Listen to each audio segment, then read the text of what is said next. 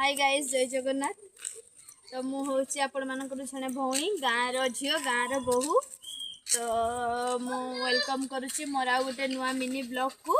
एबे देखो 4टा हो गलानी अमर नाई स्कूल पलैलानी के पाठ पढ़ी गल वो 300 किस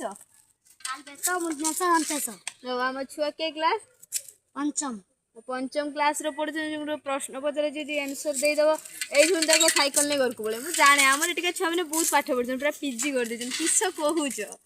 तो सांग मैंने प्रश्न पचारि जाइनी रथर किंतु वीडियो किसी मु करना जेहेतु मो पुओ देह काली विकाल पाखर बहुत खराब ताकूटे काली डाक्तर पाक नहीं जाइनी। तो देखो मुह पूरा सुखी आउ तो ये जीब्र देखी जो हेम फुटी ना किस कहते से गुड़ा तो जीब्र होती। तो से खाई पारुनी क्षीर भी खाई पारुनी मुझे डफारू टी खुआऊँगी और बहुत कष्ट होती वीडियो किसी आनी ना। तो सांग मैंने आपण मैंने जब जानते छोट पिला को जीवरे माने जो हेम फुटनी किसी मेडिसिन किसी दि जाए जदि आप जानते निहाती मत कमेंट रे जनइबे कहीं मो पुओ बहुत कष्ट पाऊँच।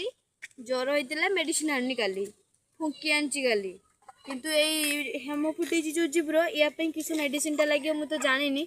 सांग मैंने आपण मैंने जब जानते निहाती मत टे जनइबे।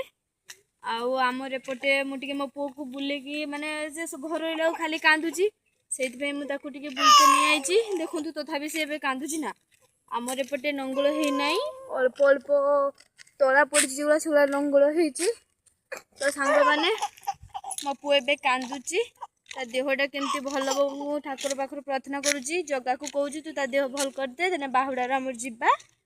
तो रोचे सांग मैंने जय जगन्नाथ।